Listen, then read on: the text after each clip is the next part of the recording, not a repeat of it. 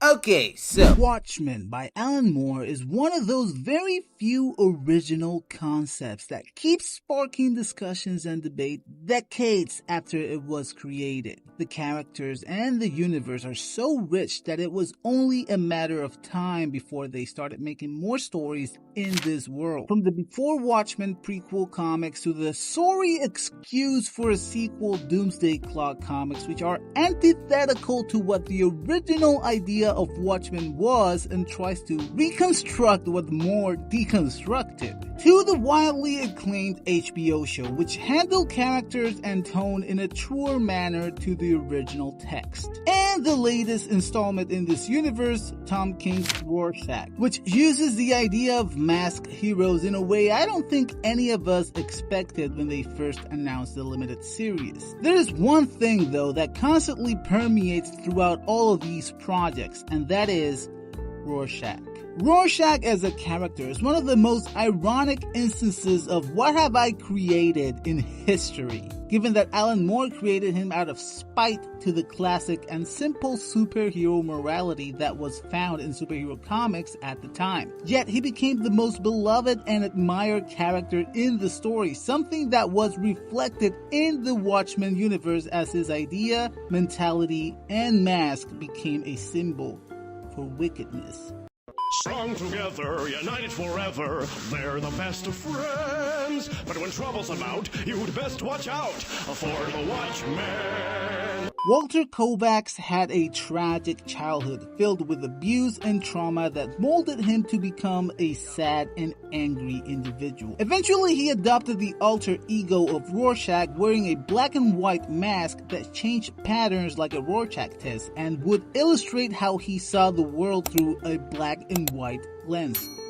Literally. That alter ego consumed him to the point that Walter Kovacs didn't exist anymore. His identity was hijacked by that mask the night he discovered a little girl was butchered and fed to dogs. That night he saw the darkest part of the world and he broke. In Watchmen, even though Rorschach is a hypocritical nutcase, he manages to uncover a giant conspiracy that involves Ozymandias teleporting a giant psychic squid to New York in order to stop a possible nuclear war between US and Russia. And that leads to Dr. Manhattan killing him.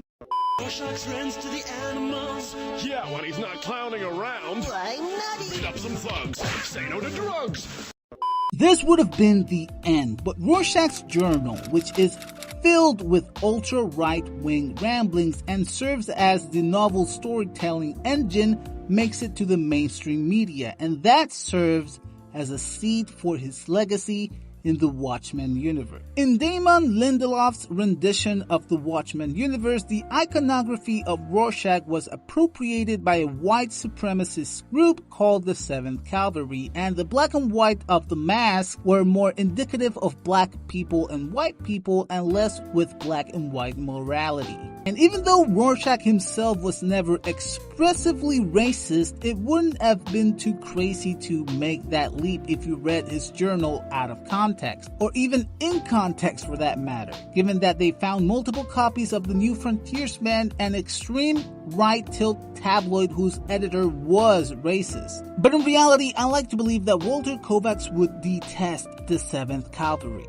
Is it really cool detail that every mask worn by the 7th Cavalry doesn't have moving inkblots, because in the Watchmen universe, Rorschach made that mask out of a special fabric created by Dr. Manhattan. And after the Dr. Manhattan gives people cancer hoax, they discontinued it. Also, this rendition of the mask has eye holes, a clear reference to the Klan's masks. The way the show takes Rorschach's mask and journal and shows us what a man as damaged as Walter Kovacs could inspire, intentionally or not. They twisted his image and words to fit their own worldview to the point that it was irrecognizable. In the Watchmen TV show supplemental material Pittypedia, we get a little more information on what happened from the ending of the graphic novel to the present day, and in Watchmen universe, Rorschach was never really found dead. Since he was disintegrated, he still is to this day considered missing. Therefore, the journal that Kovacs left for the New Frontiersmen could never be confirmed to be his. But under the overwhelming stress and paranoia that followed the squid attack, enough people believed it for Rorschach to gain a cult following.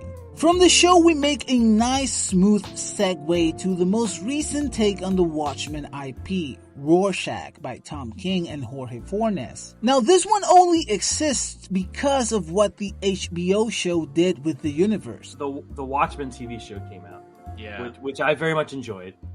And when I saw it, it was almost like a revelation, because when I first tuned in, I was like, this is going to be crappy. It's going to be like Watchmen, but over 10 hours instead of over 2. Mm-hmm. And I was just like, it was not in the mood for it.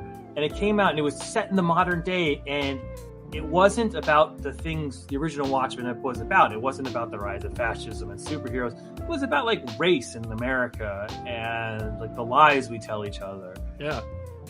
But it used Watchmen in a way where it was like, we're not repeating Watchmen, we're using the language of Watchmen to sort of signal that this is an important story.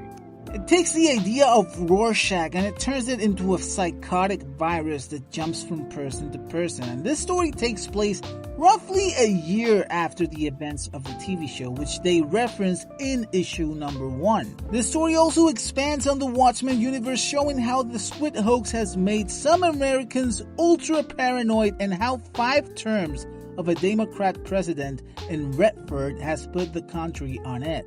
This handles Rorschach in a much more abstract manner. The story essentially goes backwards as we follow this nameless detective, which is funny given that Rorschach was essentially dressed as a classic pulpy detective. And he is investigating 2 foiled assassins who attempted to murder a presidential candidate, a woman, Laura Cummings, aka The Kid, dressed as a cowgirl, and a man, Will Myerson, dressed as Rorschach. Fun fact, this Rorschach mask has the same exact pattern on it as the last time we see Rorschach wearing the mask in the original book. As our detective dives deeper into the investigation, he uncovers, much like Rorschach, a larger conspiracy behind the assassination attempt, and starts to see clues and connections where there might be none. At the end, our main guy ends up being consumed by the idea of this Rorschach and completes the mission that Rorschach didn't. This wasn't an isolated case though. Throughout the book, we see how Laura Cummings transmits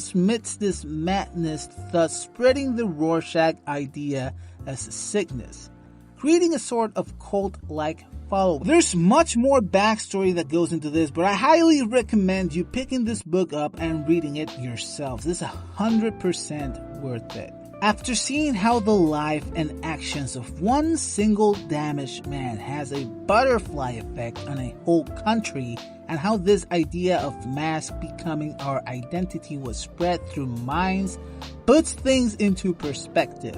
Maybe our actions aren't meaningless. Maybe what we do has ramifications for years to come, even the smallest ones. But sadly, the reality for Rorschach is that even though he believed he lived rightfully, he believed his existence was a beacon for justice and morality, all he did was leave a legacy of madness.